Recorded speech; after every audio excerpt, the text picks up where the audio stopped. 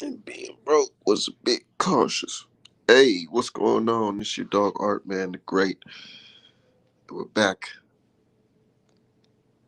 with another boxing conversation. Yeah, man. Today is May 27th, 2023, and boxing is going steady. We got some good fights that have been announced. Most importantly, we got that Errol Spence versus Bud Crawford. We've been waiting a long time for that, but it is finally here. Man, oh man. And then we got a Nui versus Fulton.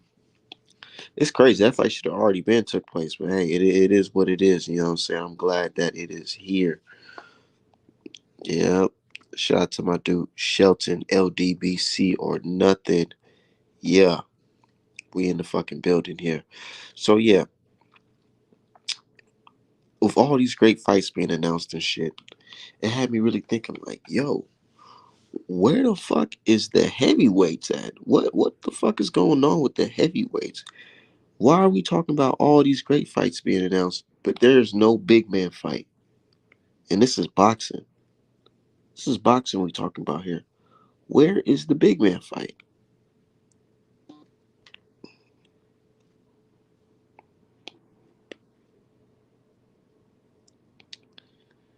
Where is the big man fight? First we hear Wilder versus Joshua, then we hear Wilder versus what's his face? Usyk. Now we hear Fury versus some random Australian nigga, and then we hear Wilder doesn't have an opponent. Then we looking at Usyk fighting injured Daniel Dubois. What's up with that shit, man? We gotta definitely chop on that shit. I think it's a whole lot of scandalous shit going on. Whole lot of blocking going on. Say AJ a duck, Usyk a duck, Fury fighting tomato cans. And guess who gets all the blame after all that? Wilder. Somehow they gonna blame Wilder for the heavyweight division looking like this. And they should be looking at Tyson Fury cluck ass. This nigga Tyson Fury is one of the biggest cheats in boxing, dude. Motherfuckers don't be saying nothing about his scandalous ways. Besides me. We gotta talk about that shit, man.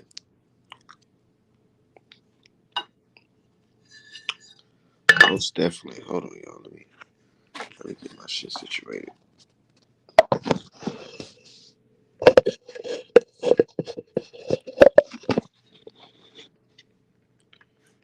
Hold on. Yeah, man, we gotta talk about it. And while we talking about it, I'm be working on this artwork, you feel me? Hold on one second, y'all.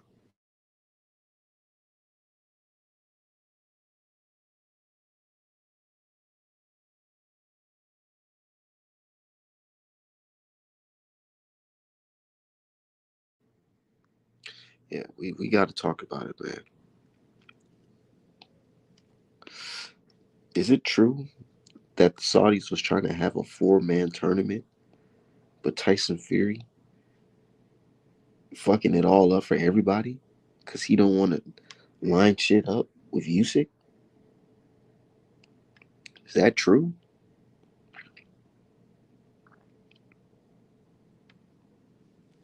So if I was about I'll say fuck it and KO Big Baby.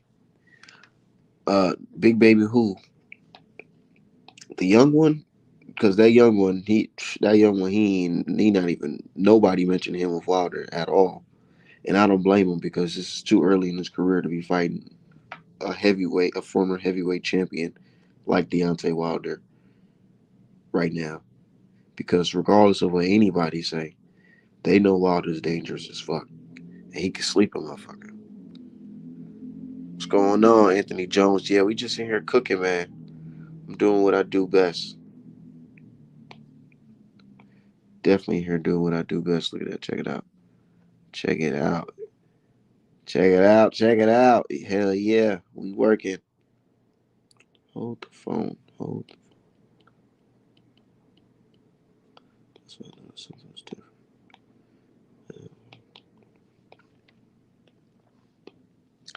Said Top Rank need the little one. He talk like he big shit, but he need to prove it. He definitely got to prove it, man. Because the Wilder at his age, I definitely still would have picked Wilder to beat him. He got to show me more.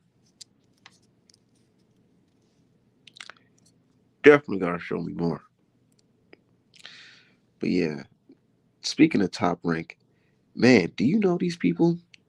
They still going on about that Lomachenko fight. I mean, you would think after that ass whooping, he'd just be like, okay, I'm cool. But they still talking about old robbery and man, these motherfuckers even got a Justice for Loma account. Make it make sense, bro. Justice for Loma, the guy who gets extra special privileges in boxing. They talking about justice for him. Man, if y'all don't go, what Martin say, man, sit your dumb ass down. Cause we ain't finna give you no fucking justice, nigga. Your ass lost to a kid. You lost to a motherfucking kid, bro. And I know Devin Haney's a grown ass man, but nigga, in the eyes of folks older than him, he's still looked at as a kid because this nigga can't even fucking rent a car legally yet. And this is the person that you got your ass kicked by. Over here complaining like a little bitch. Justice for Barroso. Loma's a fucking sore loser. Yeah, justice for Michael Fox, nigga. What about justice for him, bro? Y'all just say, oh, that's just boxing. That's just boxing. Yeah, when it comes to black fighters, that's just boxing for your ass. But Lomachenko have a competitive fight with a Devin Haney. Devin Haney schooled him and said, nah, fuck your rematch. Niggas talking about some, nah, justice. Where's the justice? And B-Hop coon ass. B-Hop coon ass right on the fucking train with it. But who's surprised? Who's really surprised that B-Hop is out here doing that coon shit? I'm not surprised whatsoever. Let me get my brother up in here. Oh, brother, man. They told Fox it Hey, was he didn't do enough. Yeah, should have got the knockout, nigga. That's basically what they told him. What's going on, bro? what's up, man? Yeah, I know. Like people keep talking about this particular fight. Like there hasn't been anything. Like there hasn't been other situations like you were just talking about. Michael Fox versus Master, and no one thought to rescore boxing then. No one Yeah, thought. Yeah, no one thought it was unfair. And then also Max Kellerman's system was stupid. All Max Kellerman suggested was that you use more than the 10 you use all 10 points there. So and then the question is what constitutes a 10 round? If someone gets a knockdown and they're outlanded, then does do they get a is it a 10-5? Is it a 10-1? Is it a 10-0? What constitutes a 0? Like you didn't do anything. You didn't do anything. All because basically what he was going to say is the rounds where Lomachenko actually did something, those should be 10-6 rounds in favor of Loma, so they can justify giving Haney less points so Loma could win. And I'm like, that's fine, but you've never done this for any other fight. We've seen other fights that were far more separated than this. Like Triple G outlanded Canelo in 10 out of 12 rounds, and nobody thought to rescore boxing. nobody. So I'm like, y'all need to just quit crying, get the fuck over it. We all know y'all gonna hop on Terrence Crawford nuts, so hurry up and get it over with. Just go on in transition, get wipe yourself off, go to the bathroom, and then get ready to hop on Terrence Crawford nuts for the next, few months while wait on this shit. Yeah, I wanted to get your thoughts on that fight though. Spence versus Crawford, man. It's finally here. Are you feeling like it's too late, or you feel like it's just on time, or are you just happy that we getting this shit? I mean, I'm cool that we're getting it. It is late, but I'm glad it's finally here. I'm not as hyped as I originally was, but I'm glad it's finally happening.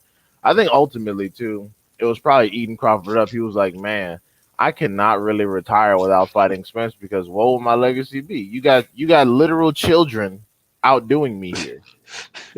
Literally, you have teenagers coming up talking about they want Lomachenko, and I got a whole ass career here. I'm as old as Canelo. Haven't made a third. I'm older than Canelo. Haven't made a third of the money, and I'm not even gonna fight the one guy everybody wants to see me fight. Like, no, he couldn't live with that guilt on his conscience. He talking about these so-called marquee fights. Yeah, nigga, you been hearing the talks, nigga.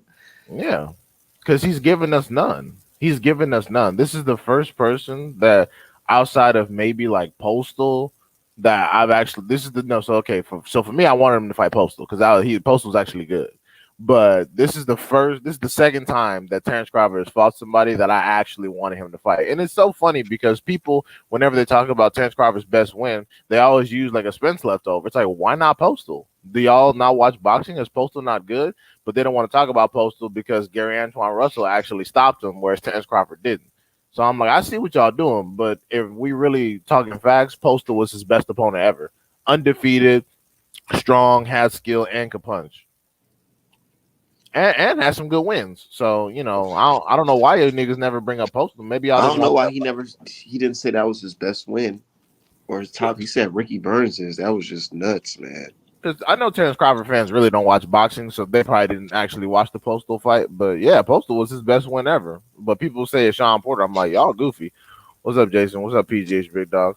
Yeah, but it's cool. Like I said, I'm glad it's here. It's gonna a lot of free content people can talk about and bring back the old fight breakdowns and actually talk about booking hotels and shit. Now that we have a real day from the real people, motherfucker done guessed it wrong 15 times, and then finally they're coming out. And I'm glad this time around on Twitter, the usual suspects didn't pop out and be like, "See, we told y'all." Like, nah, y'all didn't know shit. Now it's Y'all finally here. didn't After know. y'all didn't know, Exactly. y'all didn't know a goddamn thing. Man, you already, bro, D Hive, you already know how it goes in these Twitter streets, man.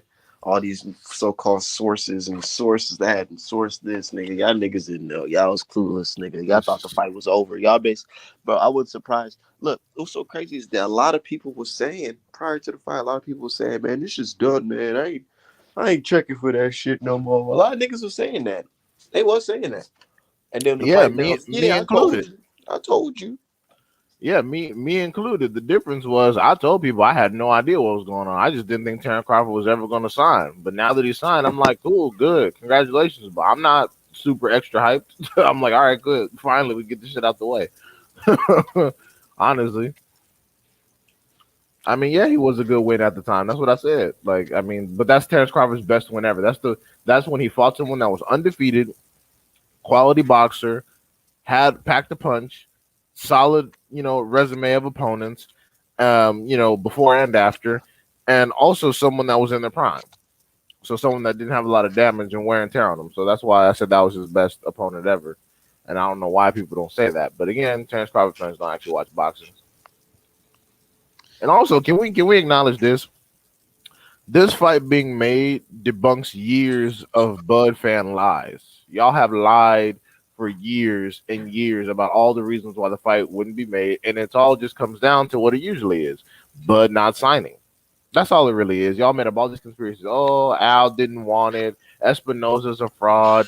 The suits didn't want to pay for two black fighters, despite PBC being known as the black promoter. Oh, all this bullshit. And then the Bud fans are acting like they didn't say any of that. Just like, oh, be happy to fight here. Spence getting knocked out. It's like, no, I'm tired of you, bitch dudes. We need to hold you dudes accountable. Shut the fuck up. Y'all don't know what y'all talking about. Y'all just make up shit because it sounds good and it goes against the grain. So annoying. Literally, that one old ass dude was talking. Literally, they found fucking tweets of him years ago telling Spence, "Oh no, don't make the Crawford fight yet, champ. Let it build." Fast forward to today. Now he's accusing Spence of ducking during that same period. Like, bro, like I'm tired of you dudes. Honestly, Terrence Crawford losing is just better for boxing. So y'all can finally shut the fuck up and do something else. Buy a house, raise y'all kids, something. Man, this fight right here though, what do you think pay-per-view numbers gonna do? It's not gonna outdo Tank and Ryan at this point. Bud has worked hard You to don't think build. so? No, no. I think it might do under 700K. Yeah, probably. The thing is too, the reason why my estimate for Tank versus Ryan was so low is because I didn't even know that they were allowing Matchroom to have dual distribution. I didn't know they were allowing Matchroom to offer the pay-per-view fight independently. I had no knowledge of that until like fight day. Yeah, So you didn't know that they had it was cheaper on the Zone platform for less, but a lot of motherfuckers said they wish they never did that shit because they could that shit wouldn't even worth it. They said that shit was going out, well, all types of shit. Well, if you remember, that's something that Leonard Ellerby was adamant about not being able to happen with Devin Haney. But with Ryan, suddenly anything is possible. So you know how that goes. So yeah, I had no idea until fight day, but yeah, it's I think it's gonna clear half a mil. It should clear half a mil. I'm probably thinking between 5 to 8, somewhere up in Yeah, there. it's gonna do 5. It's probably gonna do Caleb Plant Canelo numbers. Yeah, that's fair. Right, like right under a milli. Yeah, that's shit. That's good money. Crawford can retire for fucking ever. You Now talking about? you know that venue gonna be packed now. Oh, in Vegas? Oh yeah, it's gonna be ridiculous. That's just gonna be dumb packed. Yeah, that shit gonna be motherfuckers gonna be standing on each other's shoulders. And that's why I said I wouldn't be surprised if there's fights at that goddamn fight. And a lot of people start saying, "Oh, well, white people fight at fights too." Yeah, I know, but let's be real. Too many egos in that building, man. It's way too many egos. Yeah, but everybody know Bud fans is ignorant. They always trying to threaten somebody's life behind Bud. I'm like, bro, Bud wouldn't spit on you if you were on fire. Get a life. Everybody know them niggas is crazy. Says 650 is what I'm thinking. That's good. 700K. This fight 500K at most. Bone the zone. No, Because you have to sign up. not at most. I don't think at most. Like I said, I think it's gonna be probably 5 to 8. That 700 number is pretty solid, all things considered. They might surprise us. I mean, I hope it does 2 million. That'd be great. That means people really like boxing. Hell yeah! I hope this fight motivates people to get into boxing. We need more American stars. Even though we have so many, we need more. Well, in America, America has the advantage where you can make lots of money on social media. Very few other nations have those privileges. So as opposed to boxing, motherfuckers just get on their phone and start recording TikToks and shit, or being SoundCloud rappers. Can we keep it 1,000? Mm. This is the year of Black American fighters, bro. All that Eastern European takeover shit, man. Them niggas is out of here. They gone. Them niggas is crying to the commission like some bitches. Man, it's so crazy, man. The last one they got left is like what? Stayonis? He's like or Usyk and Stayonis. They like the last men standing. Mm-hmm. Speaking of Usyk, man. So my sources, my ass, motherfucking 78 Sports TV. He said that Usyk team is motherfucking ducking and dodging Wilder. They're purposely ducking and dodging Wilder. They're basically trying to resuscitate motherfucking Daniel Dubois themselves, man. They really put this nigga on rehab or whatever to make sure he fights Usyk, man, because they do not want Usyk fighting Wilder. Of course not, especially before Fury. Oh hell no, because there's a realistic possibility that Usyk gonna lose. So they're trying to give Daniel Dubois as much time as they need to rehab his leg, get on stem cells and peptides or whatever to see if he can fight. And that's why I can never agree with you niggas that be trying to be politically correct and say Usyk is the best fighter on the planet.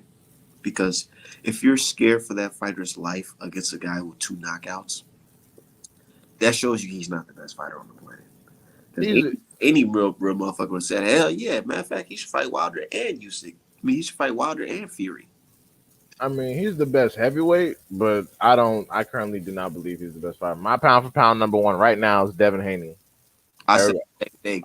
Yeah. Motherfuckers said, oh, Art Man, you're just winning on people you like. Nigga, if you want to keep it 1,000, if you really judge the pound for pound list, you're going to see a lot of American flags, a couple Russian flags, and a motherfucking one motherfucking Ukraine flag. My thing is, give me somebody that's doing Devin Haney level shit at this age. Give me somebody, and I'll put them above him. Go ahead. I don't even know Nady that besides Charlo. 154 Charlo. That's it. That's what I'm saying. Now he's talking about going up and fighting Regis. Like, bro, none of you niggas are cold like this. Nobody. You know what I love? This nigga, he fact checked. He said, nigga, I called Eddie Hearn. Eddie Hearn ain't picking up my calls to make that fight. He know what's up. Right. And Regis talking about, you just talking about, so you can have tickets to see my fight. My dude Ace was like, nigga, if you give him tickets to that fight, it's only me. it's only gonna be your family and that nigga there because ain't nobody going to see you fight. Who the fuck you fighting, dude? In the fucking Smoothie King. Ain't nobody Right. gonna go down there and risk getting shot for fucking just watch Regis fight. Ain't nobody going to that shit, bro. Like, let's be real. But no, it's funny too because Regis. One thing about Regis, he's not letting the public gas him up. He does. He knows Devin Haney not sweet, punching power or not. It don't matter what these people say. Oh, Devin Haney will get folded.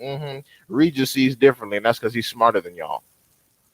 He know that would be the We fight just of his talking shit back. goddamn life. We talking shit back on Twitter, talking about some.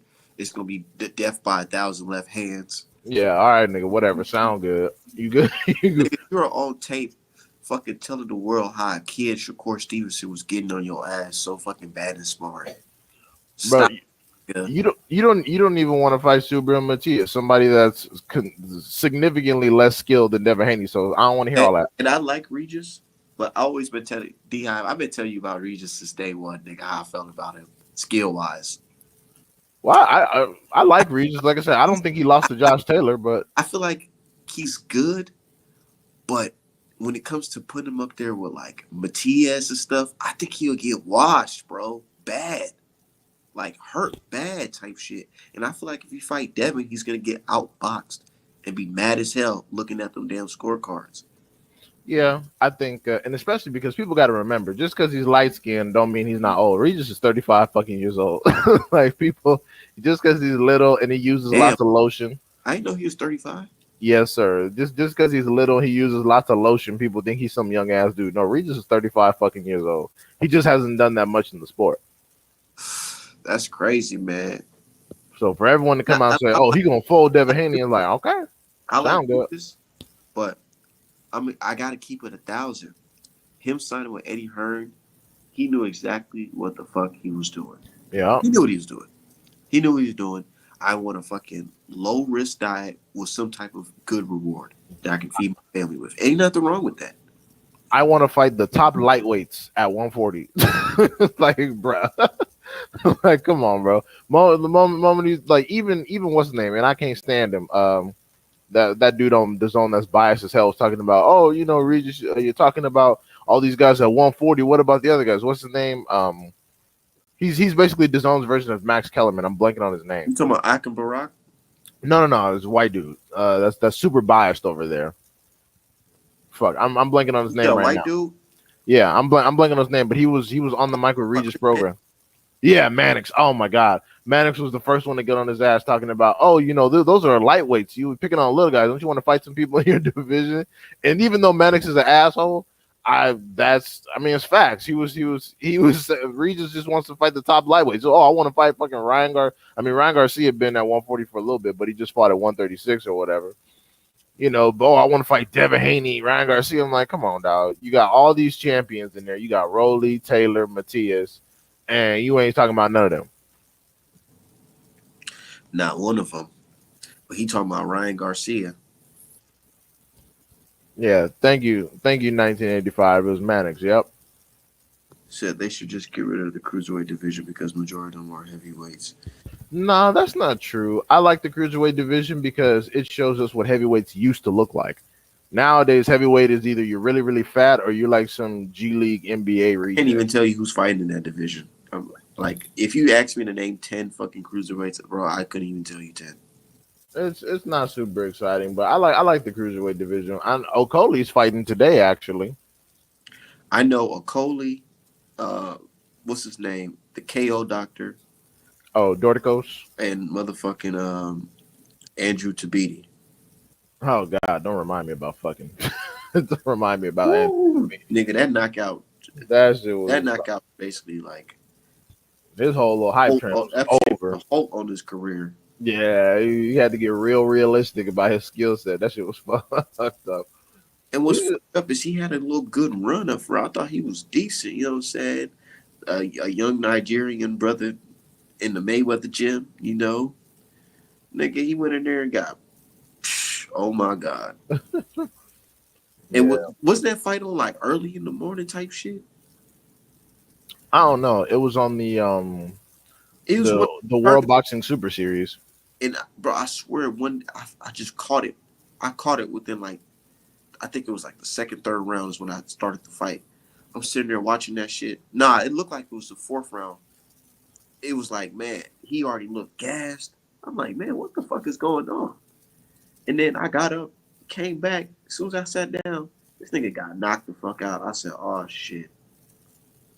It was bad. That's his only loss too. So I don't know why he's not making another run. I mean, Nigga, because that shit looked like it hurt. My nigga. Oh, yeah, but that's his only loss. If I get knocked out like that, I'd be scared of anything, man. Motherfucker could just put their arm next to me trying to grab something off the counter. I'd be, whoo.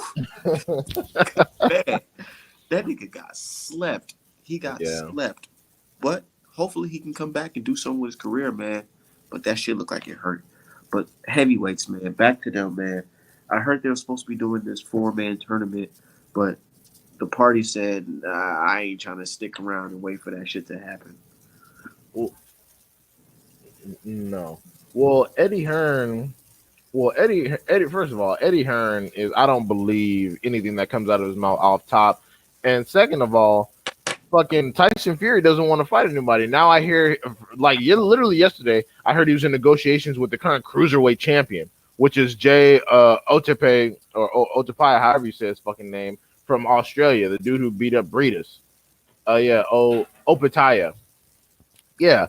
So I'm looking up. So I see that, and then now all of a sudden he's back in negotiations with AJ, and I don't believe that because this is a fight he could have already had. Like this like negotiations was already started. You were supposed to, be unsigned, and this is a fight you could have been had, but you decided not to take it for whatever reason. So I lied on that man. Andy Ruiz has said that Andy Ruiz priced himself out. Yeah, I don't. Why the fuck there wasn't no purse bid for the fight? I don't, and also, I mean, based on what you got for Dillian White, you're making it seem like you don't have blank check services over there at at Frank Warren's house. So, I mean, clearly money is not a goddamn issue. You telling me it's not an issue, especially when you got a consultant like the one Tyson Fury has. Right, that's what I'm saying. He can't pull another $30-40 million out of his ass to make some fights happen. How come Dillian White over here getting $8 million, $9 million or whatever? Dillian White ain't shit. He ain't accomplished shit. I think Fury is concerned with his health. I feel like if he wants to, if he wants to do the the recipe that he did before to beat Wilder, he wants to do it for a bigger payout because he don't want to keep on juicing himself up and put himself in a situation like that where his health is at risk for a low payout. He needs to fight somebody big. Money-wise. Well, if that's the case, he should have taken the 70-30 split. So I'm truly confused as to what it was because Usyk offered him 70-30 his way, not Usyk way, his way. And he still turned down the fight. So I'm like, how much fucking money do you need, bro? Who knows, man? So yeah, I don't know what the hell's going on. I don't think he's scared of Usyk. Do you think he's scared of Usyk really? He shouldn't be. Because I picked his ass to beat him. Honestly, think about it. Thank you very much. If there's anybody to be scared of, it's fucking Wilder. Real talk. This nigga, he fucking went in that shit. Knockdowns, long counts, mob ties, and all. He still went through it after being forced. Right. And he tried to get out of the third fight. Wilder was legally obligated to third fight. That period on Twitter was so irritating because you could tell that people had no idea how nigga, that worked. Shit made me feel like I was famous, bro, at the time. Because what the fuck? It was just common sense. I swear, I'm like, I know I smoke weed every day and all that shit. But I'm telling other people gotta be seeing what this shit going on. There's no way Mr. Fury could skip over this contract. It's a legally obligated rematch. That means either you take the fight or you get sued for breach of contract. It's that simple. I'm questioning these guys because I'm like, this happened before in boxing with heavyweights. Motherfuckers really try to jump over a fight and then they got fucking sued, so they had to go and fight. I'm talking about the Rockman versus what's his name? The other nigga from Canada. What? Lennox Lewis. Lennox Lewis. Oh, he's from the UK. I thought he represented Canada though. Well, that was in the Olympics, but he's from Jamaica for real. But he's always been, a UK player. Okay, yeah, the UK, Lennox Lewis. This shit already happened before. So I'm like, There's no way you can tell me that Tyson Fury is going to skip over this. And niggas was like, nope, Art man, you're just a Negro from Minnesota. Look at Bob Arum. He's a lawyer. He went to Harvard and all that bullshit. I'm like, bro, it doesn't matter. It Personally, doesn't matter. I really wish, and this is how smart Bob Arum is, because I really wish they didn't take the fight and they went through the court process, because during the litigation process, you have the right to request items you have the right to conduct discovery on, on the opposing party, and that means you can request documents and evidence. That would have done more good for boxing than that goddamn third fight. Because now it's case closed, and I'm pretty sure in order to sign on for the third fight, you have to waive your right to litigation. But Bob is smart. Bob understood what would happen in a protracted protracted lawsuit, and what would happen during the litigation process, and he wanted to avoid any sort of court interference whatsoever. So he said, "Look, bro, bite the bullet, take the fight, use the gloves, fuck it, just get it out here one more time." We'll make sure everything's on the up and up. We're not even gonna mention cheating in the fucking build up. Yep, and then it's like you ain't got to deal with this motherfucker no more. You can just move on and then be done. Fuck it, we even gonna switch. You can get your elbow injections a week prior to the fight, and on top of that, we're gonna switch the ref last minute to our guy. Right, Russell fucking Mora. Last minute. You know that dude was in Creed 3?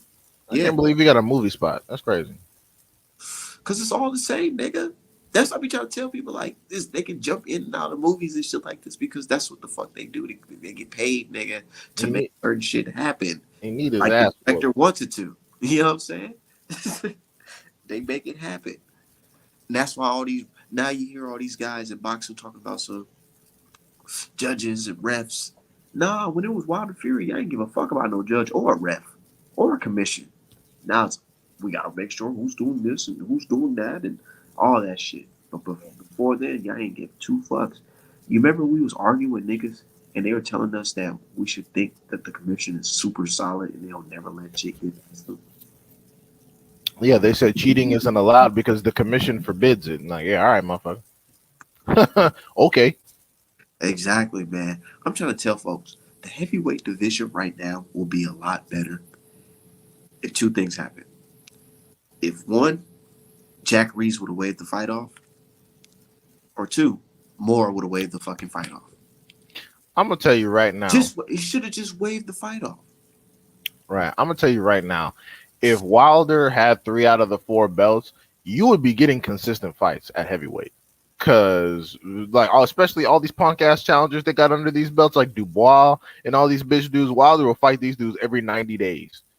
Cause it'll be a fucking smoke fest. These dudes are not good. Prior to Wilder Fury 3, that's what I was talking about. I was like, man, bro, Wilder can fuck around and do this shit nonstop if he fucking beats Tyson Fury, because these guys, the challengers, come on, man. They trash. Look at them, bro.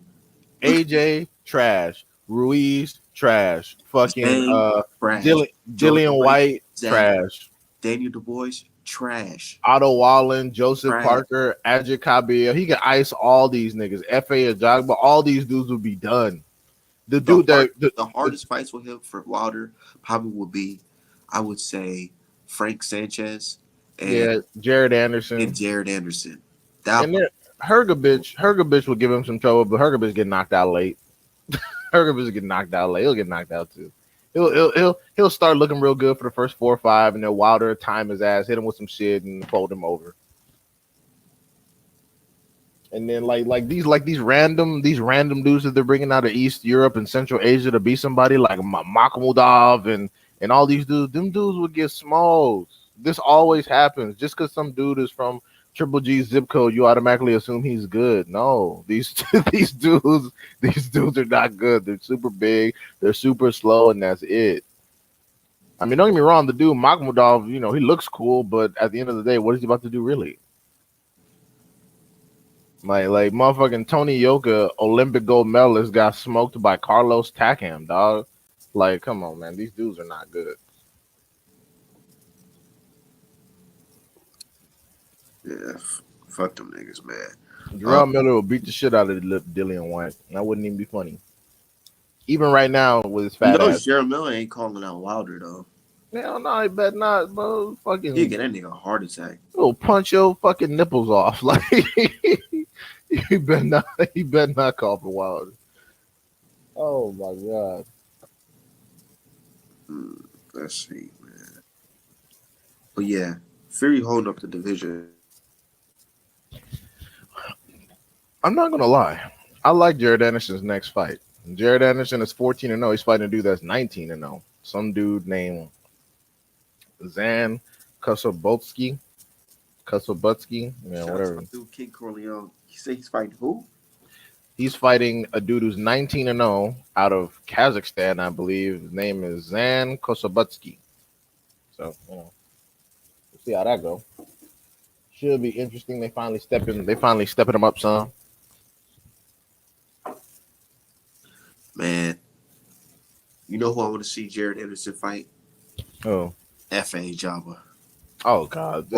Or Frank Sanchez. F would get fucking smoked. Like, yeah, that shit probably wouldn't even Why go he's six. not on that level yet? I don't know. I mean, I figured they're trying to save FA. They're trying to because FA could do some damage to some other guys. They don't want to ruin FA right now because he's still viable. Like FA got a win over Stephen Shaw. I picked Stephen Shaw to win that fight by decision, and FA outboxed him. So FA can still do some things. You don't want to ruin him already.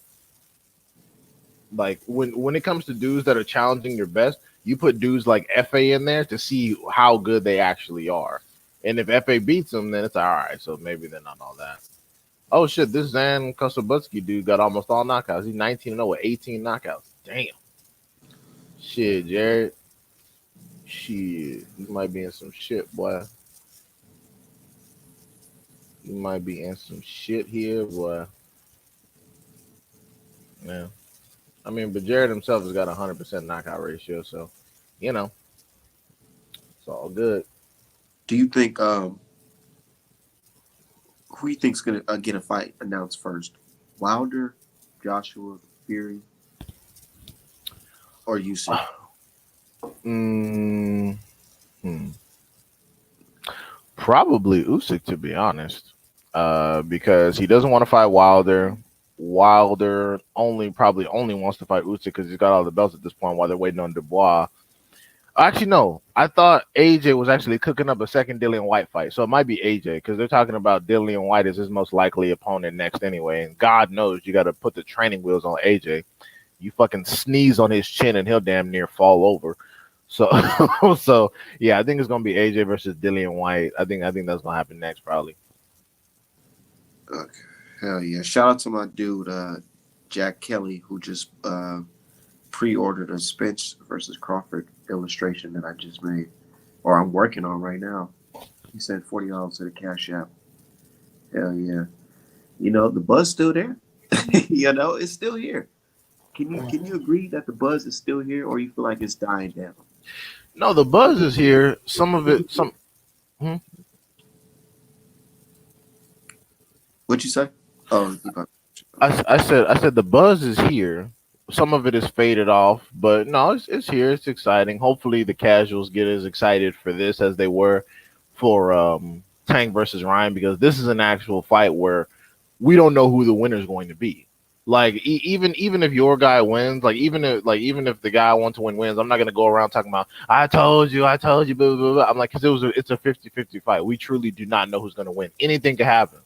It could be a knockdown, drag out, 12-round skirmish, or somebody could slide on a bad punch in the second round, the whole fight over.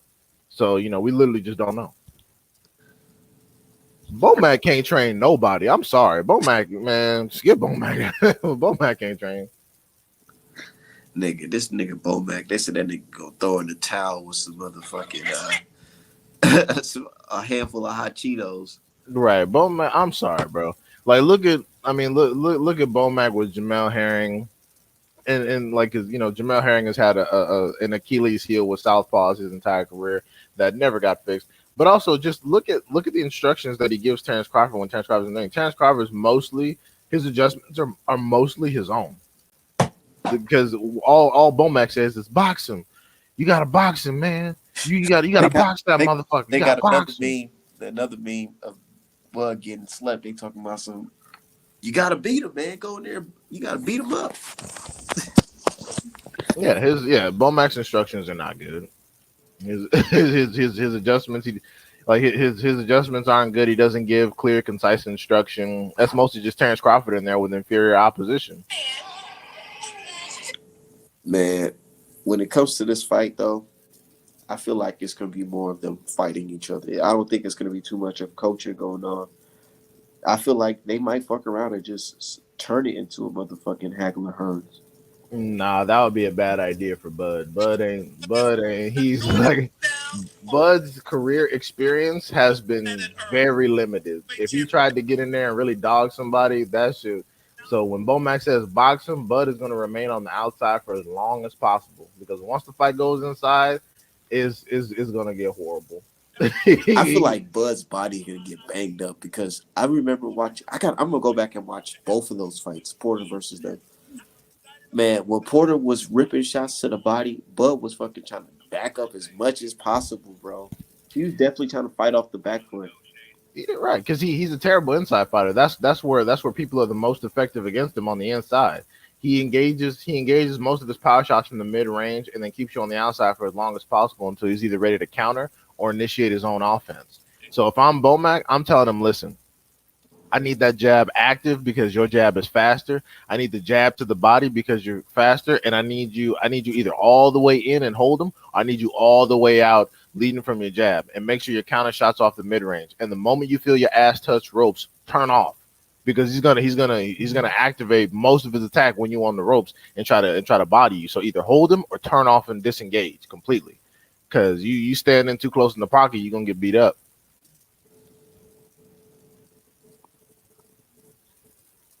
Hell yeah, man. What would you tell if you're Derek James? What would you tell Errol Spence? I would tell Errol, keep both hands up, press the action, step in behind your jab, and feel free to let the 1-2 go to the body as much as you can. Don't chase him around the ring, step around, cut the ring off, and let your hands go when you're on the ropes. And when you see something, take it. Make sure you have your uppercuts active, keep both hands up, and maintain active jab output, and we good. We could dance this shit to the end. You can't do shit else. Because all you're gonna do is pray and wait for a lucky shot. And if you're always defensively responsible, that shot never gonna come. And God knows he doesn't punch more than you. So we can ride this. We could do however you want to do. You want to stop him? Go ahead and press forward a little harder. You want to cruise to a decision? Keep doing what you're doing every round. That's it. Make it nice and boring. We don't got to do shit. He got to come to us. Like I said, there's a reason why Bud fans are saying Bud by KO because he doesn't win any other way. He has to knock Spence out, or else he's not going to win. It's as simple as that. And even Bud fans are realistic about Bud's skill set. If Bud was really this master fighter that they all say he was, they wouldn't be concerned. They would be like, Bud is going to win regardless. But they're saying Bud by KO because they know he doesn't win any other way. That's the reality. If he doesn't stop Spence, he's not going to win.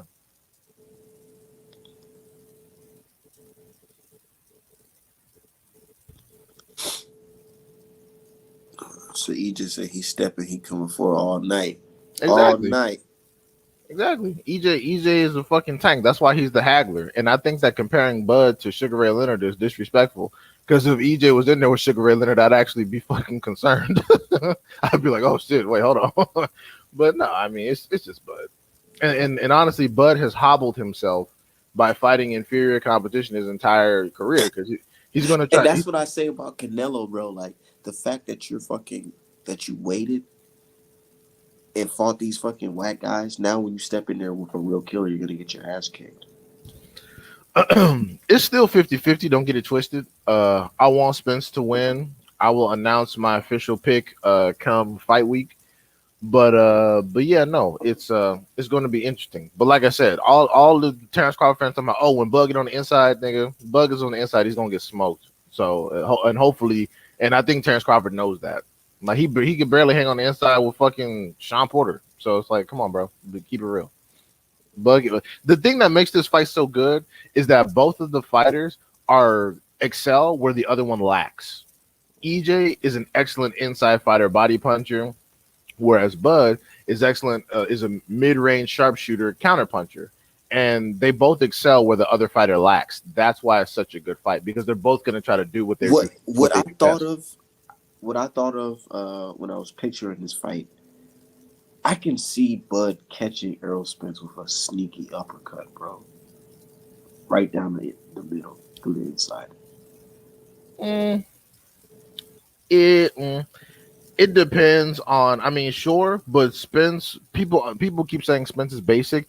You know how Spence can. You know he has he has that leap back defense where he like dodges by leaping back on both feet.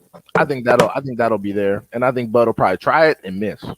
This is Air. This is my best impression of Errol Spence's motherfucking defense. He goes like this, like he tries to catch it like that and steps back. It's more.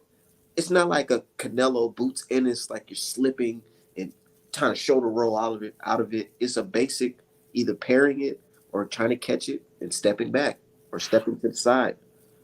Yeah, but the thing is though is that sometimes to counter the shot that you just pointed out, sometimes he'll do like a very quick leap back where he'll jump off both feet and then lean back, like and then like he'll just jump back on both feet. You know, it's very weird. I have to get up and imitate. I don't want to do that right now, but yeah, you know, so his defense is a bit underrated, and I think that the shot that you're pointing out, he'll be able to avoid it because Ugas tried If it, they're fighting in the Kell inside, Brook tried it.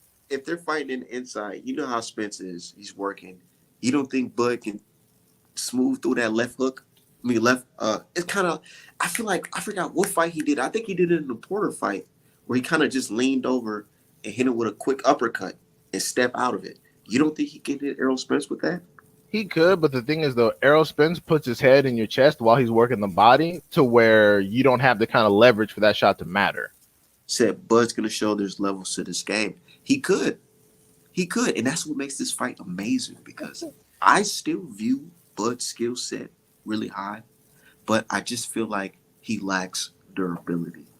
I feel like he's not going to be able to keep up with the pressure of Errol Spence. He's going to hit him with some good shots, but that body work and fucking them, you know how Errol Spence throws them fucking crazy left hooks like that? I feel like that shit's going to rock Bud shit and make him think twice and make him want to fight on the outside. And ultimately, I feel like his body and his eyes not going to take it. Bomac's going to throw a fucking orange stained towel in.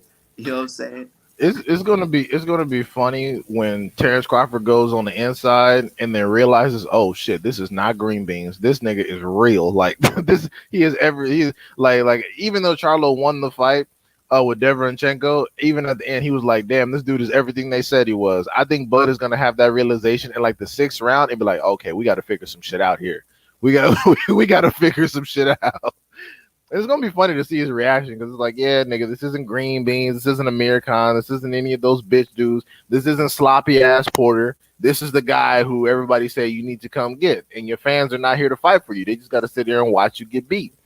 He's gonna start in the orthodox position, get beat up, turn southpaw, get beat up some more, and fucking uh, like that's Terrence Crawford's real only adjustment. Turn southpaw, hope the fight gets better. That's really it. Like, I mean, if we're being honest with ourselves, like his only adjustment is flip southpaw. Hope the fight gets better. That's it.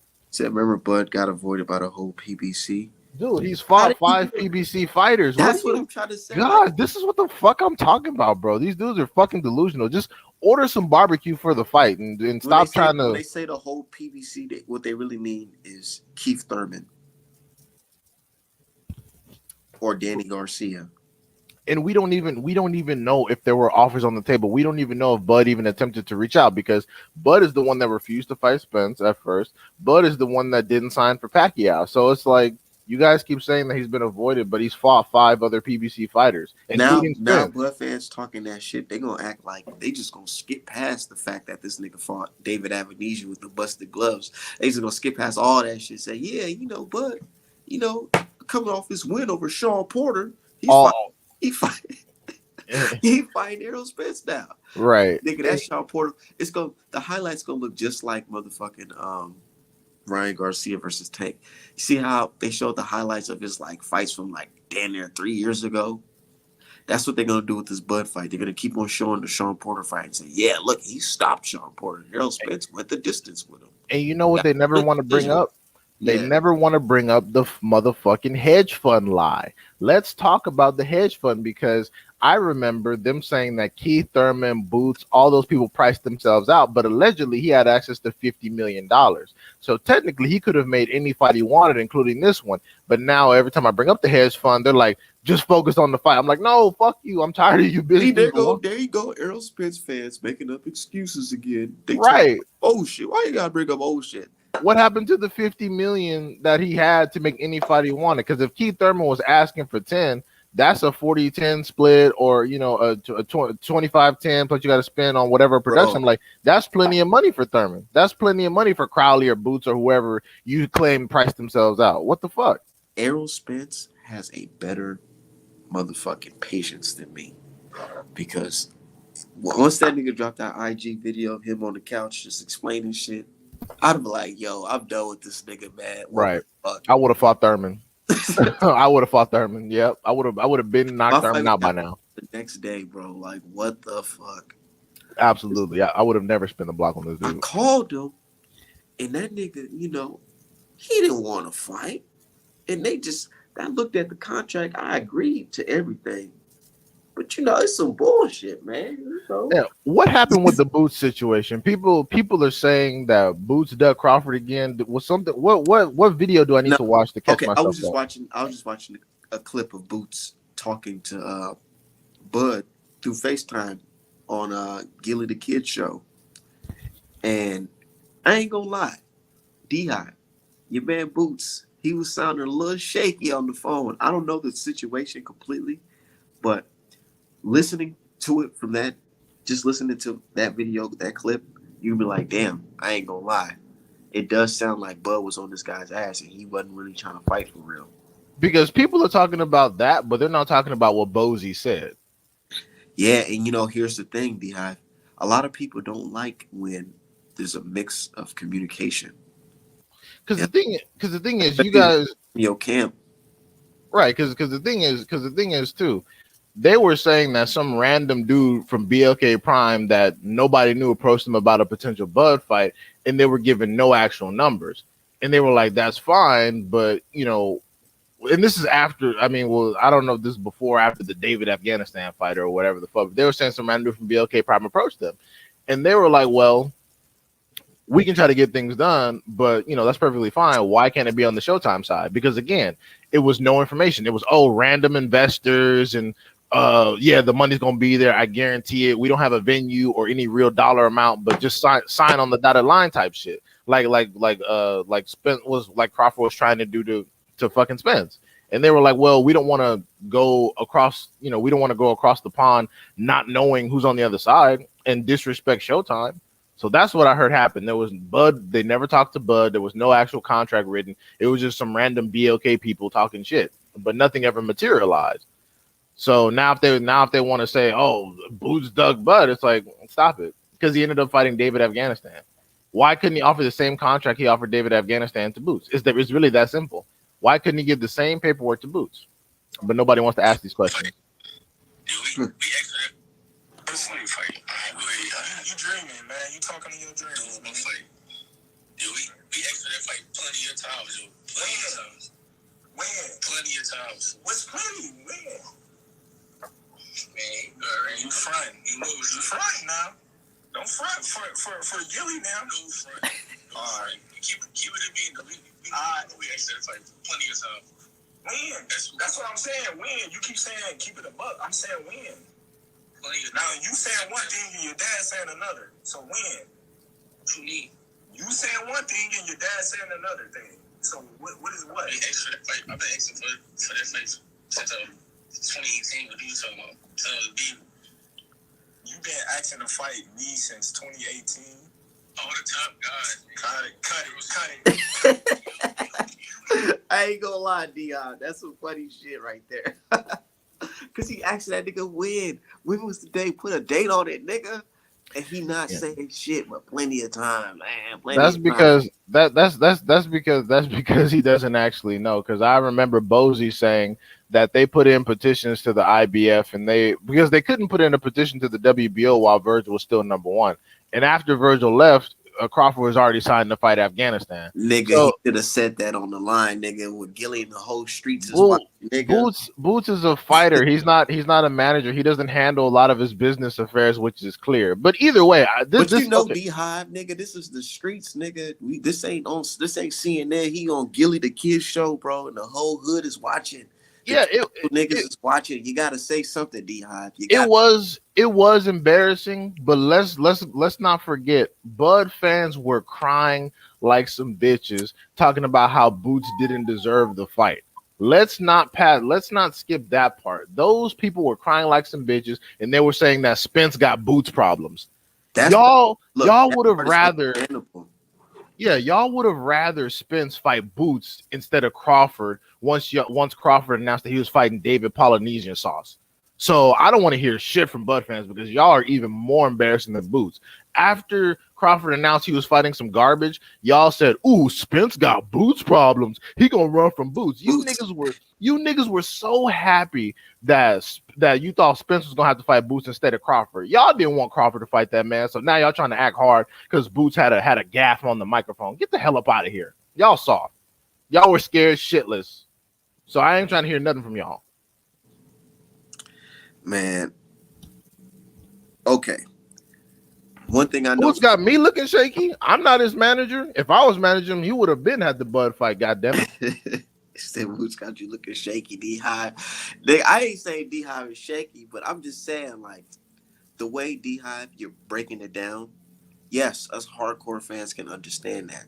But when you on the podcast, when the whole streets is watching, nigga, you gotta say something.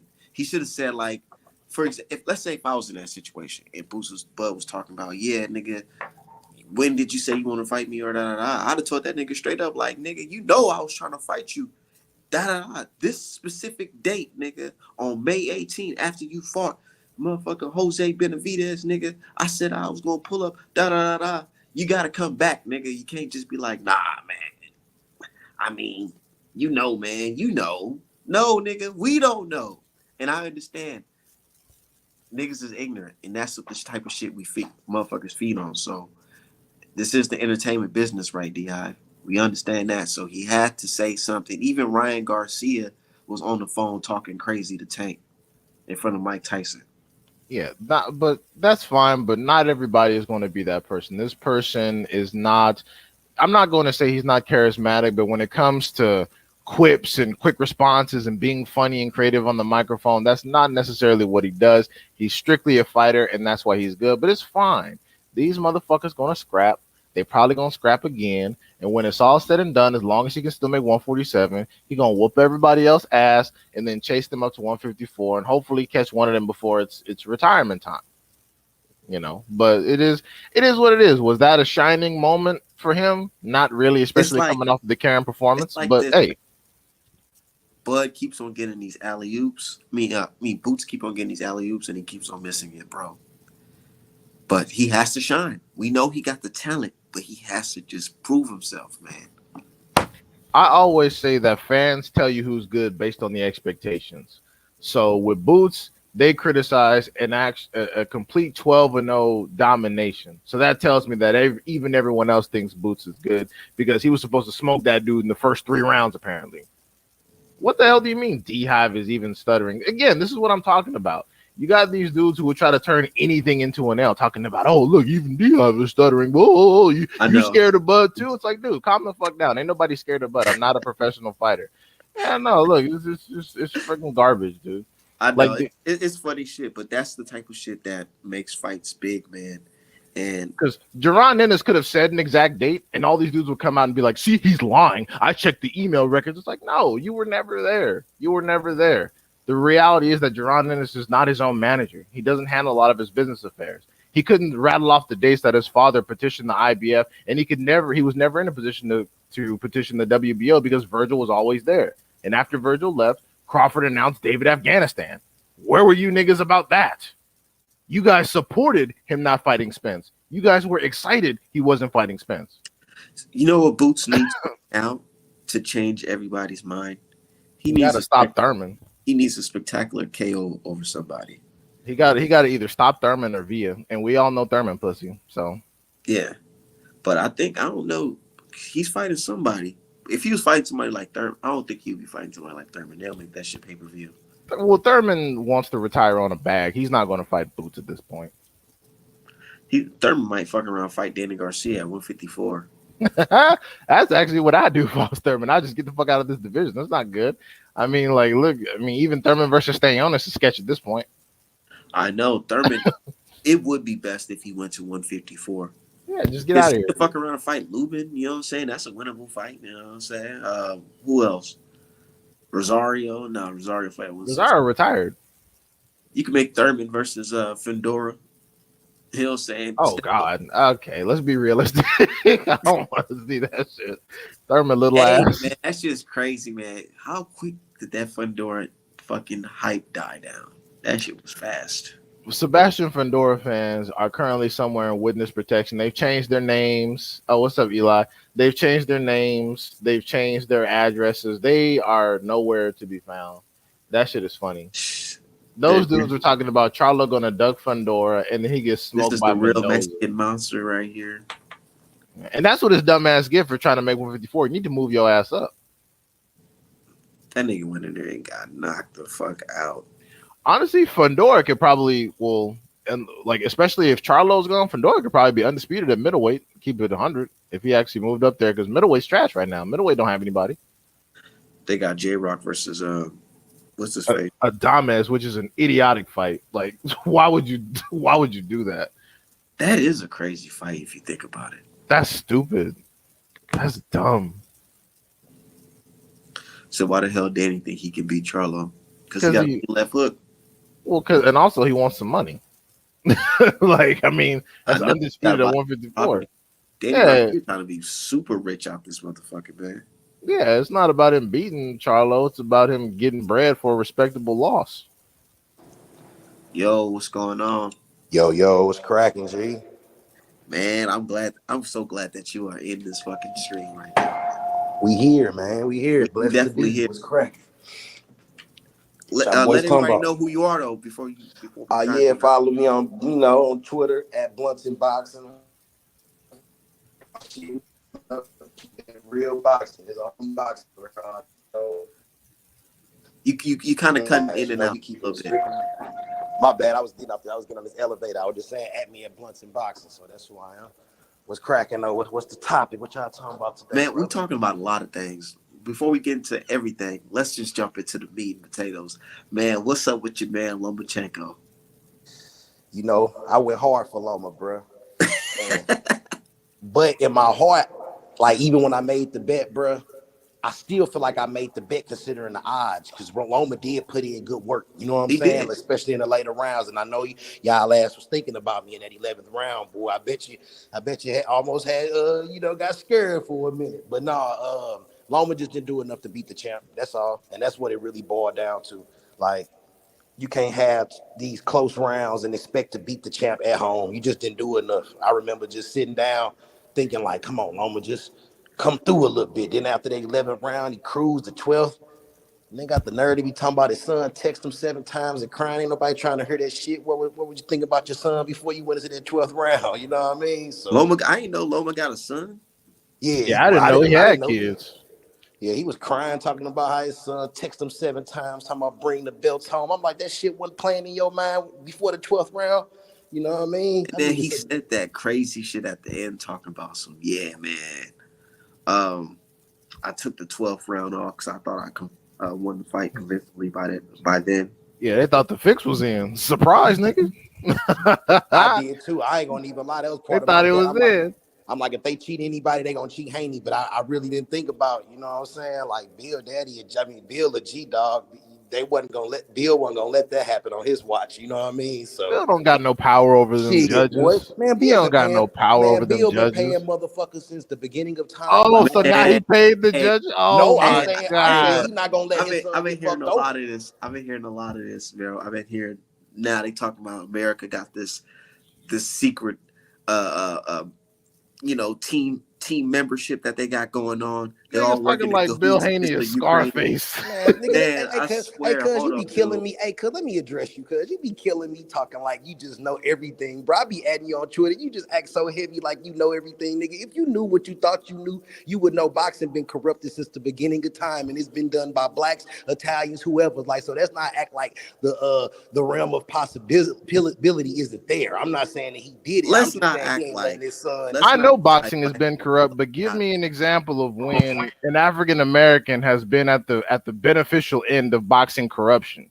Look, what I'm trying to say is motherfuckers is tied in, and his daddy is tied in. I didn't say he paid the judges off of nothing. I'm just saying I thought it would go to the white man. But when I really thought about it, I'm like, cuz is a major dude, and he ain't finna let it go. He ain't finna let his son go down like that. You feel me? I ain't saying he paid him. I'm just saying he a powerful dude, and he not finna let his son get fucked. You know what I mean? I'm not an expert. I'm not an expert in boxing. I'm not an expert on street politics or anything like that. But I think Bill's quote unquote power is being grossly exaggerated.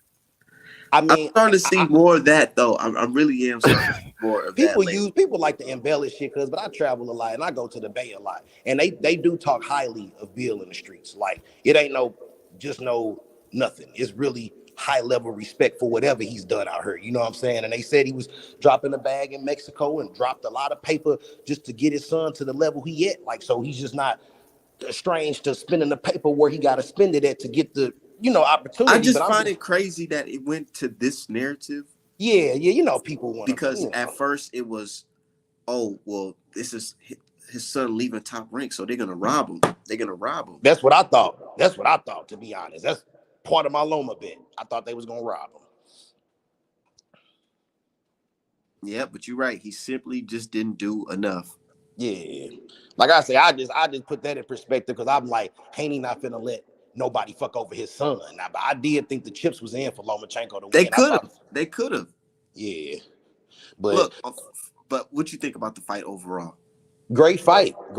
Like I say, just too close for you to say you beat the champ for 4 belts. That's just flat the fuck out. Like all these rounds, and then Roy broke it down real nice when he was just talking about what you were looking for. Like Loma landed a lot of the clean shots, but Haney was doing a lot of good body work. He was negating a lot of Loma activity. Don't get it twisted. All the shit he claimed Loma was doing, his ass was doing, boy, in the clinch and the dirty.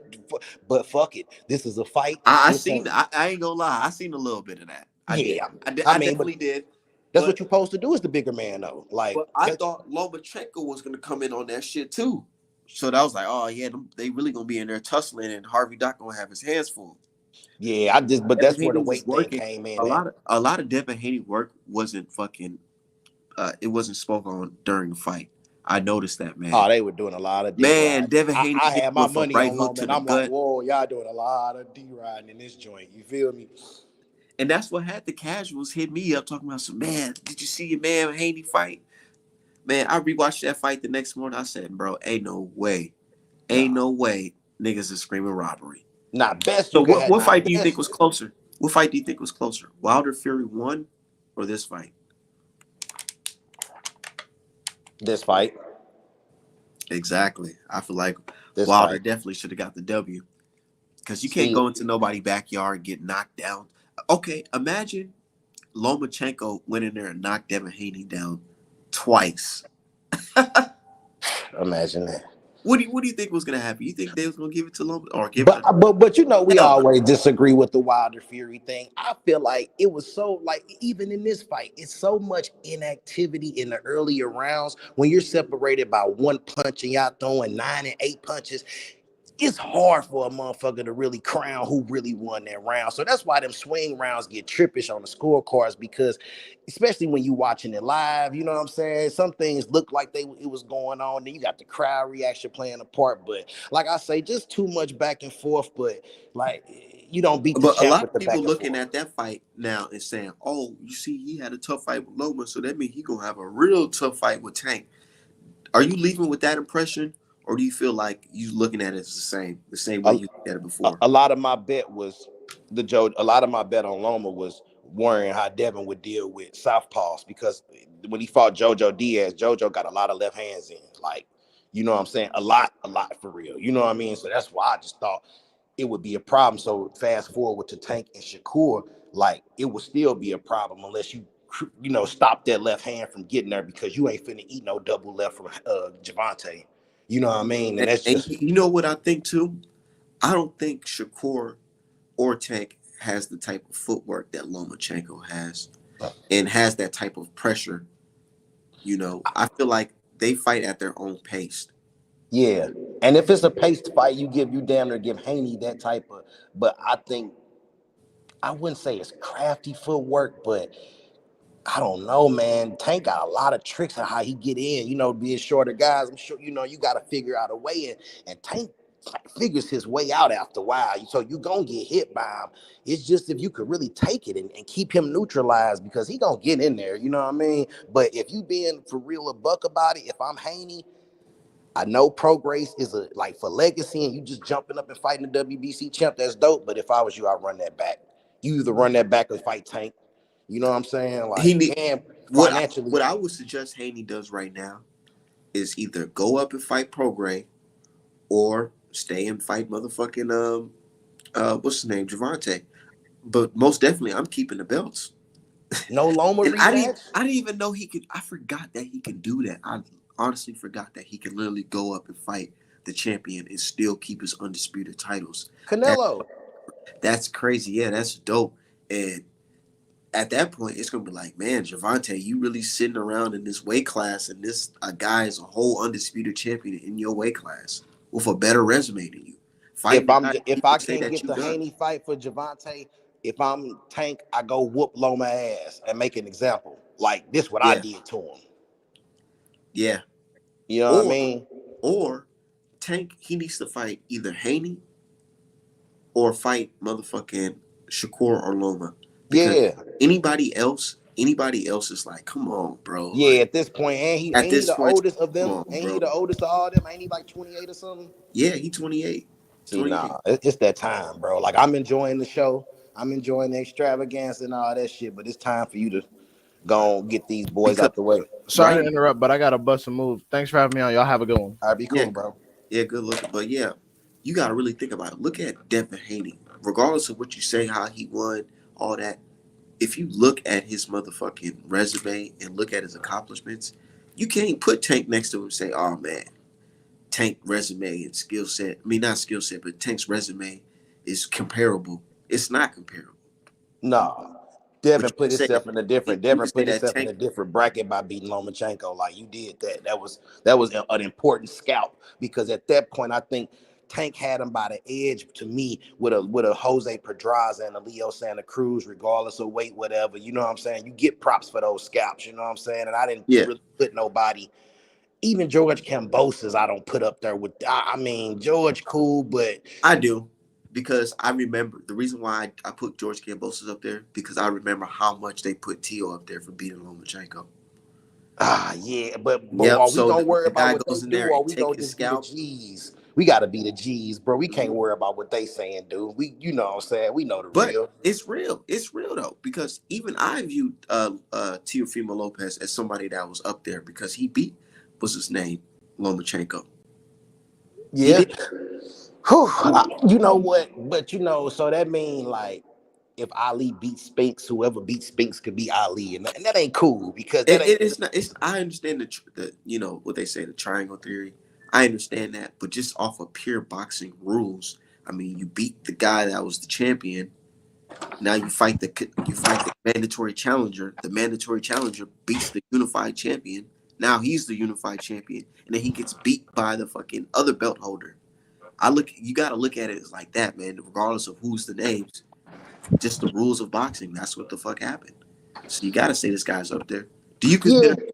I would say George Kambosos is the best lightweight. I think George Kambosos. And then another thing. Would you put George Kambosos in the top 5? My bad. What you say? Would you put George Kambosos in the top 5 or the top? No, sir. That's what I was just gonna say. That win ain't enough, because you know why it ain't enough? Because if you was to run it back, I don't think the same thing happens. I think Tio dismantles that boy, and I ain't even a Tio fan. But what did happen is that he lost. But not in a fashion where I feel like you're the better fighter. Man, he went in there and beat that man ass, man. Stop it. Did he get slept early? Didn't he get dropped early in that fight? No, Tio got dropped early. Tio got dropped. That was Tio that got dropped. That's my fault. You so right. I think he got dropped in the second. And Kambosos is not even known for being a puncher, and he got dropped. So we don't weigh in the Tio health problems. We say fuck all that, right? We Hey, you know, I do weigh that in because that's the main reason why. I don't even say the only reason. That's the main reason why I picked Kambosos to win that fight. If you go back and watch my YouTube videos, people thought I was trolling. I was like, nah, this nigga Tio going through a whole lot of extra shit. A lot of people don't like to mention this, but fuck it, you have to. Boxing is you have to. Man, look, I tell people back in the day, bro. It don't matter. Man, look, bro. When I was too young to follow Buster Douglas and Mike Tyson. So, bro, but if I was old enough to really watch what Mike was going through at the time, all the bullshit that he had going on, I would have put my bread on Buster Douglas back then. Just like you say, it's a lot of outside shit that can affect the night. I wish I was grown around that time because I definitely would put money on Buster Douglas, especially on all those interviews about how everybody was down him and how his own mama said. Yeah, that was epic. Lose. That 42-1 special, let it be known. I watched that whole thing, man. I bet you there's people right now who bet on Buster Douglas who got work another day in their fucking life. Cause just think about the whales who just had it to blow. Like $100, 100,000 real quick, just to 4.2 in a night. Quit playing, cuz like that's just ridiculous. Like, hey, when you think but I'm gonna keep it real. Anthony Joshua Ruiz was trippish like that. If you had some bucks on Ruiz, you won some major bread because he was like 20-1 underdog or some old shit. You know what I mean? And that's why I bet on Loma 14-1 in the later rounds, because there was a good possibility that Loma would turn up and handle his business. But I do have to mention that's exactly how I played it out. Yeah, I said the knockout could happen. Or I was going for the knockout, but I knew that Lomachenko, his best rounds is the later round. And when I seen Devin Haney work his body early, I said, man, he might be able to stop him. But Lomachenko went in there and started turning up at the last minute. But that fucked him up because you can't wait till the last minute to fight. You can't wait till the last minute. You should, with that same type of intensity or whatever you thought you had, you should have came out in the first round. But I think or at least ended the fight with it. How do you not go in the 12th round? And I rewatched the fight twice. I think he tried to, bro. He really tried to, but them body shots was fucking him up early. See, my partner said that too, but I said I disagree because you even heard Tim Bradley say it. Tim Bradley even said it. He said, man, Lomachenko, he all that waiting and downloading, he ain't downloading right now. He's going at it. He tried it. But that right hook to the stomach was like, oh, shit. He just got a good poker face. Yeah, but okay. And see, my partner said this. Give me 1 second. Yo, what's up, cuz? Yeah. That's what I'm thinking, y'all. I think, honestly, I feel like Lomachenko, he tried it, but the body shot was just too much. And it slowed him down, had him thinking like, oh, wait, hold on. I got to, let me, you know what I'm saying? So let me just pop that jab it's not a jab to him since he's southpaw. Let me pop that straight left. Just keep on popping it because that's going to land because Devin Haney, he kind of lunges to the right, you know, sometimes. Now, I feel like with the body shot thing, I don't think it had as much as effect as people made it seem. Of course, you know, body shots hurt, but it didn't stagnate or deter him from coming forward. Like if you still throwing with a lot of velocity in 11th, like think about when Ward wore down Kovalev, them punches didn't have as much pop on them motherfuckers in the later rounds. Loma almost creamed Devin in the 11th. You know what I mean? So say, man, in that 11th round, I feel like a lot of people taking that shit for motherfuckers make it seem like it looked like Wilder versus what's his name, Ortiz won when Wilder was hurt. A lot of people make it seem like it was that. It was not that. He was a during headlights, bro. He didn't know what to do, bro. He was looking. Look, because the motherfucker Devin Haney, he just curled up and stepped over and dipped his head. Motherfucking Lomachenko throwing a whole bunch of punches and bunches, Devin Haney's catching them, and the two punches that land was like a quick uppercut and a clear punch to the back of the head. But it wasn't intentional. I don't know if it was intentional, but I would assume it wasn't intentional because Devin Haney was ducking his head. Right. I mean, I don't think as much as y'all put the hype on Loma being the dirty fighter, I don't have it. I feel like them body shots was fucking him up, man, because it really Lomachenko definitely would have had more gas to close out that final 12th round, bro. He But looked when like he he was admitted to taking the 12th round off, I'm just sitting there scratching my head like, cuz, who the fuck do you think you are to take off the 12th round? Like, that was asinine. I ain't gonna lie to you. As a hardcore Devin Haney fan, I was sitting there after that 11th round like, man, that did look like it was a lot of shit going on. If Lomachenko go here and have a good round, it's at least a draw. If they Loma might say has it's a good fucking draw. 12, if Loma has a good 12, it's at least a draw. But he went in there and just bullshit. made it. And Devin Haney was throwing left. He threw a left hook, right? He threw a motherfucking double left hook combination, one to the stomach and one up top in the 12th fucking round. Come on now. You don't let a champion do that. And even in the last round, it was only separated by 2 punches. Like that's going to go to the champ if it's done right. Like we say, we done seen a lot of fuckery happen and all that. And that's why I be telling your man be trying to barrel me in with these other mugs. He hella tripping for real. Like, he a weirdo. But I be trying to tell him, like, just because I throw something out there don't mean I'm rolling with. I'm just saying, that's my guy. But you got to understand, man, when you talking certain talk on Twitter, you're going to get a lot of motherfuckers talking crazy about you. So you can't blame somebody for throwing you in the same category as certain people, because if you say certain similar things to that person. I agree, but I guess I deal with that on such a personal level that I treat everybody accordingly. I don't, I could separate when I can see the narrative, or you a part of the agenda rather than you just being a real nigga. And this is how I feel about this. That's why I can chop it up with you, because even though you feel a certain type of way about Wilder Fury, you still say certain things that I agree on. And I understand, I respect your opinion too on everything. Everybody, we don't have to agree on everything to coexist at all. Yeah, that's real life, bro. And it's just like I say, and this all subjective, bro. Like, everybody got their opinion, you know what I mean? Like, this shit ain't no. That's why it's fun that you just rap about it. Niggas be sending me fucking all types of DMs because of my fucking pound for pound list. How dare you have Charlo above Inoue?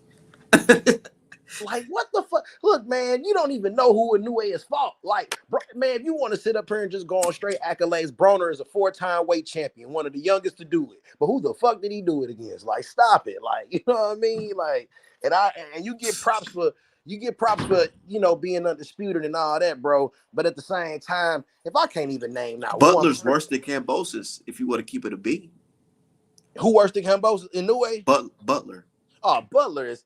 Look, man, that's like, I'm gonna keep it real. That his runs, like I give Haney a little slack because he only had to beat one person for the undisputed. But Crawford weird run, it pales to Inoue's weak ass run. You ain't fighting no niggas or Mexicans, like no for real deal Americans, because we run through a different gauntlet. And that's why I give Charlo. A lot of people don't look at the way I look at it, but that's why I give Charlo a lot of credit, because he fought all types of styles. He fought an FBA fighter. He fought a Dominican fighter. He fought a motherfucking Spanish fighter from Argentina. Motherfucker. He's fighting now he's about to fight an Australian. He's fighting all different types of styles of walks of life, man. Meanwhile, fighters are only fighting on one type of style. Like, Tank only fighting Mexicans. Canelo only fighting Europeans. Right. See, but I do give that a lot of. I feel like Charlo ended up in the lucky situation, in a good situation, because of all the fighters of where they at though. His brother can't even get a chance to get that off the ground because of the bullshit network. You know what I mean? I'm finna make this run. You can roll up some weed. He can't even get a. Charlo versus Derevyanchenko should have been a unification. I swear. BF in the WBC belt. You think Derevyanchenko beat Triple G? Hell yeah. Hell yeah. That's a stretch. But I don't think it's a stretch. He beat the shit out that dude. Had that nigga run into the table, run into the court. Derevyanchenko? Derevyanchenko, the only thing you can say is, he got that knockdown. But after that knockdown, he went in and put in some work. It kind of reminded me of War Kovalev won a little bit. If he wouldn't have got the knockdown, he would have won. If he wouldn't got knocked down, that fight would have at least been a draw. He would have edged it. I will say that. You feel me? Also, because Derevyanchenko, that's why I be getting mad at, I be fired up about Charlo, bro. They don't give bro enough props for what he do. You know what I'm saying? Because he whooped Derevyanchenko in convincing fashion. you know, Man. and he get the short end of the stick when he fought Korobov. Korobov only had one defeat on a 2 weeks notice and came in with a mean straight left that he was training for Willie Monroe against. You know what I'm saying? Stayed at the weight class. His brother got robbed on the cart the fight before him. Exactly. See, and that's why a lot of people was giving the other brother grief because of the trippishness in the other fight. You know, they tried to make it seem like the big, I mean, you know, Big Charlo robbed Korobov when really, bro, he whooped that man. And Charlo beat, I ain't gonna say he beat him convincingly, but he did beat Tony Harrison the first time, but it wasn't convincingly like that. You know what I mean? Because Tony Harrison a good fighter. I still can't believe he lost to Tim Tszyu. That shit crazy. That nigga went all the way over to Australia and get whooped. This shit was crazy. You got to keep the lights on somehow. Now, what you think about David Morrell and you know, I've been tripping off dude. I'm out here in Minnesota, right? And that's what we call him out here, Minnesota Morrell. I seen him in person. He's a lot bigger than people think he is, bro. He is a lot. I saw that I at the last fight. I was kind of. Yeah, I saw that at the last fight. He was standing next to somebody, and I was like, dude, you a big dude. Nah, real shit. I seen him fight in person. How you doing? Man, he's a skillful dude, man. Yeah. I gotta cut your mic off when I hear too much noise in the background. My bad, bro. I'm walking through the hallway. There's a whole bunch of shit going on. But like I say, what would you say? Yeah, what I was saying about Morrell is he's a big dude, man. And you know what he got? He has what Terrence Crawford has. He knows how to turn that switch on, man, to really turn it up on you. He knows how to do that. And he got some killer in him, like he wants to end the mission. And that's what I was finna say about Loma before I had got cut off. I was like, when I saw him fight Comey, that almost made me, because I watched all the fights before I made the bet. When I watched the Comey fight, I was scared to make my bet because something in Loma didn't show the killer. Like when you had Comey hurt that 8th round, you looking to the ref to stop it. I'm like, fuck that. Finish this man. See, Shakur, he couldn't do it. I don't think he got the heart like the killer heart like Shakur. Not finna let Shakur Tank wouldn't have let Haney breathe after hurting him like that. They would have tried to kill him. It wouldn't have been no taking off no 12th round if them two boys was in the ring. You know what I mean? Like, I just don't think Loma got that. I honestly don't even think Shakur or Tank, the fight with Devin Haney, will look anything like the Loma fight. No. I'm saying if they just had him hurt, like he had him kind of wobbly and unsure of himself, because they would have went for the kill instead of, you know. Because if you really think about it, you could say, imagine the Devin Haney who fought Lomachenko, fought the Tank who fought Cruz with one hand. Imagine if Tank was able to he fucked up his hand fighting Devin Haney, and he only fight in one hand. Who you think the decision would have went to? Let's be real. Who the decision would have went to? It would have went to Devin Haney, most definitely. Oh damn, he disappeared. But yeah, man, that's how it was. Like, I just feel like the fight would just be totally different if they fought each other. Press the button on accident. Press the button. So who the decision going to? If he would have fought, if they would have fought the Devin Haney who fought motherfucking Loma and the Tank that fought Cruz, Devin Haney would have won that fucking fight. Yeah. And it wouldn't be no robbery because they niggas would have been like, damn, you mean he didn't throw enough punches, and that's why I feel like Devin Haney would win that fight if they actually won. Damn, if they actually fought. You got Devin over Tank? I got Dev over Tank. You know why? Ooh. You know why? Because Tank doesn't throw enough punches. I understand. But in that Loma fight, they were 8, 9 punches, 10 punches. I don't think neither one of them threw over 20 punches in a round. Them boys was throwing punches. They was throwing punches. More punches was being thrown than motherfucking Tank. I guess landed. My bad. I guess landed. They was throwing, but it was a lot of shit whiffing because at the end of the punch stats, the reason why I can see that fight being a motherfucking, I can see it being a split decision going to Devin Haney's favor, because I feel like if Devin Haney's able to survive or touch that motherfucking chin and he feel it and he's like, okay, I can hang, I'm gonna just box more smart. I feel like we can see Devin Haney win a boring fight and motherfuckers gonna be real mad. But they gonna look at Devin Haney like, man, you at least you won the damn fight.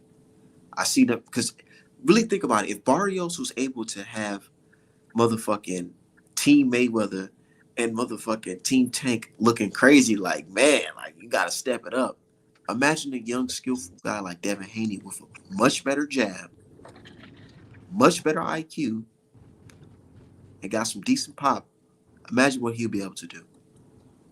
If you don't have enough pop to keep to keep Tank at bay, he is going to crack you. And they say that's exactly what happened in sparring. You know, and to your testament. I got a question for Tank fans. Why didn't Tank sleep Ryan Garcia? He did. He stopped him. No. You know what I'm saying. Why didn't he Rolly Romero, you know what I'm saying, his ass? Leo Santa Cruz, his ass. I mean, I'm going to keep it real. What else you want me to do? I dropped him and I stopped him. I mean, he felt them punches. He ate them punches and he still got up. I was surprised. Is Ryan a tough guy? Does Ryan just have a chin? Because last time I checked, he was getting hurt against niggas like Luke Campbell. But he came back and beat Luke Campbell last. So that's what I'm trying to say. Ryan just may have a little dog in him that we don't know. You know what I mean? Like, because that is impressive to get up from a Tank knockdown and a Luke Campbell knockdown. Not saying that he put up a great fight against Luke, but he really couldn't do shit with Tank. And that's kind of the difference maker with Tank and Devin back. You know what I'm saying? Like, you gonna get touched by him. And can you sustain that? Like, you know. What you think about Devin's chin against Loma? Devin chin against Loma. I think he did a great job. Man, for one, Loma just great job. He did a great job at keeping Loma at bay. I mean at not being able to get his shit off with up at close range, tying him up.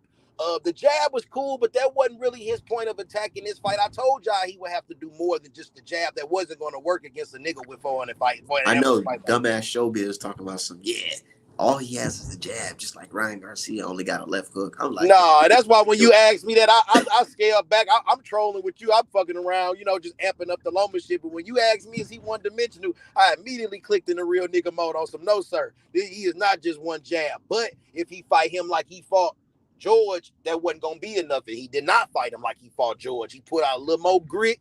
You know what I mean? Like I say, a lot more body shots. And subtly, he stopped Loma from turning. Like with his hooks, he was able to keep like a hug damn near to keep Loma from turning to that outside. Like he kept him at bay, bro. And there was a lot of reasons that Loma, and good head work too. Like he was moving his head, and because Loma was real predictable with those jump in flurries. Like it just seemed like, where was your right hook, Loma? Like, you know, you start getting real predictable. It was still fast. It was like he just jumped like this and just hoping that he hit Devin Haney, and Devin Haney's trying to throw an uppercut or something, trying to throw punches around, and Devin Haney's just like it turning over, or just pull him in, or just pushing him over. It's just like, man, it's not enough. And that's why I was like, how do y'all say Lomachenko won? Because the only punch that really landed was just the straight left hands. Meanwhile, every type of punch that Devin Haney was throwing was landing. He threw a left hook that landed, a body shot that landed, right hook that landed, right hand land, jab land. Lomachenko damn near only threw the left hand, straight left hand. Yeah, that's all Loma was getting off. He got a couple body shots in, but it wasn't nothing to really talk about. And I think the real reason that people making a big fuss about Loma winning, bro, it's the optics, and people who don't really watch boxing all the way, bro. Like, they not really watching it from the first to the end. So if and then Devin Hurd didn't make it no better, bro. When you getting popped in your head and all that Hurd throwing back, it's looking like you getting creamed, like you getting whooped. But really, Loma landed clean shots. But with Loma landing so much in the 11th with a lot of headshots, that's what the lasting memory, and the 12th round being lackluster. Like, even though Devin won, but it was lackluster. They threw like 11 punches apiece. You heard your man Max Kellerman trying to rewrite the score. Hey, Hey, look, I was looking for Mac's show yesterday just to hear the backpedaling on Al Heyman and the slander with the Spence Crawford. That nigga didn't even have a show. That nigga, it was a clip of that bullshit. I'm like, yeah, Max, you knew not to come on TV this week, boy, because you knew damn well Y'all, that old. I used to love Max, man. Back in the day when Max first started working for HBO Boxing, bro, and he called out when he was really giving it up to Rigondeaux over Dorner. I love Max, bro, but he just became a suit over time, bro. You know what I'm saying? He's a straight company man at this point, so I can't even respect his 1-2 no more. You know what I mean? You still around, bro?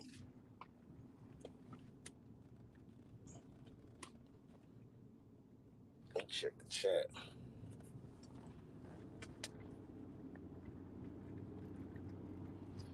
Yeah. Ryan do got heart. Wait on this nigga Art to get back in. Yeah, my bad. I was on the phone. No, that's all love.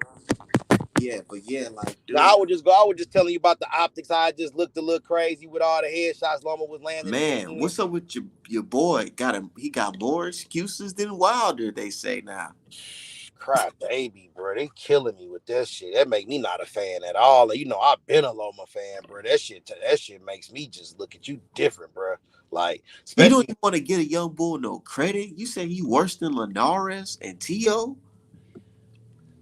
I mean, I think Loma could have turned. I'm gonna keep it real. Devin didn't do like y'all be giving more credit. He didn't really. I could see Loma walking away from that fight like I really had dude for real. But since you didn't do enough, fuck all what you thought you had. You lost, motherfucker. And I just don't like the now you don't give him no credit. If you didn't do what you had to do, shut the fuck up and give him his credit. Even if you feel like. If Max Kellerman, he kind of made a little sense when it came to the football analogy, just a little bit. And I'm not really a big football fan, but the way I would describe it, if you used to use football terms, yeah, Lomachenko had a nice, like he had a great fucking Hail Mary, down like the fucking 10-yard line. He ran all the way back. But Devin Haney's a team that still won just off of fucking field goals. Yeah. Minute. You know what I'm saying? Like, regardless if you had that amazing play that got the touchdown, the team still won, nigga, because he got more fucking points than you. Exactly. And that's when you stand down and just call a spade, and the better man won that night. But all that old crying, you gonna how I would have played it if I was Lomachenko, I wouldn't cry no robbery, but I'd have been like, you see, you know what I'm saying? That fight was real close, you know what I'm saying?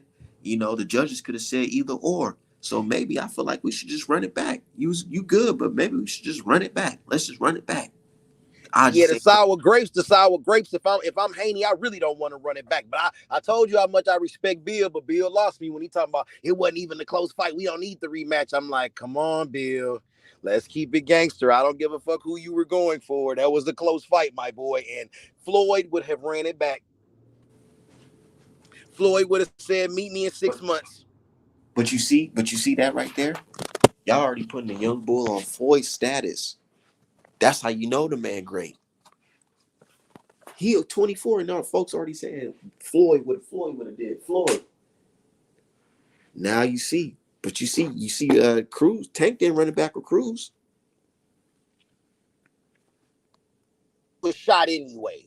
Like, Tank didn't run it back with Cruz. I know, but good fight and all that, but I gave you a shot. Like, this Loma shit was supposed to be for supremacy. I don't let nothing like that sit in the air. And then, for real, it wasn't as close as a fight as you think. Like, even with one hand, I think Tank clearly outboxed that man. You know what I'm saying? And you can't say clearly Haney outboxed Loma. You can say he won the fight, but he just didn't clearly outbox Loma. The Latino community see a lot different. Hey, man, what they see? They see it as Tank was running while the Mexican was blowing him down with hooks. They get like that when we don't just stand there with a flat-footed ass and just trade like crazy. You know what I'm saying? That's what the melanin is for. The black twitch. I ain't gonna lie, Cruz definitely had Tank in a whole nother gear. I mean, with one fucked up hand and an aggressive guy like that, and it's another thing, I was actually impressed by Davis in that fight. A lot of people talk shit, but I was actually impressed. You gotta be. For you to fend off a guy like that with one hand, his Tank's speed, legs was on point. But was fucking Tank up? Man, Tank kept on throwing that same old motherfucking uppercut. And for a guy on Cruz level to keep on catching that shit was like, wow, nigga. Like, it made him look it made Tank look more human. It did. I mean, but see, these are two. This is another trip.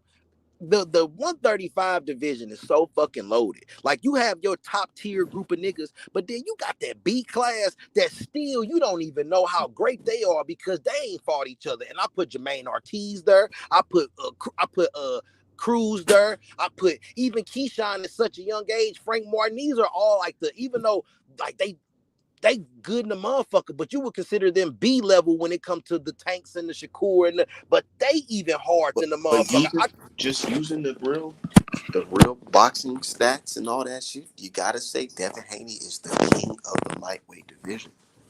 Oh, he definitely is. He definitely lightweight division. He definitely is. Crazy. It is crazy because it's like guys like Tank and Shakur around, but he's still on top of them, and there's nothing you can really argue about.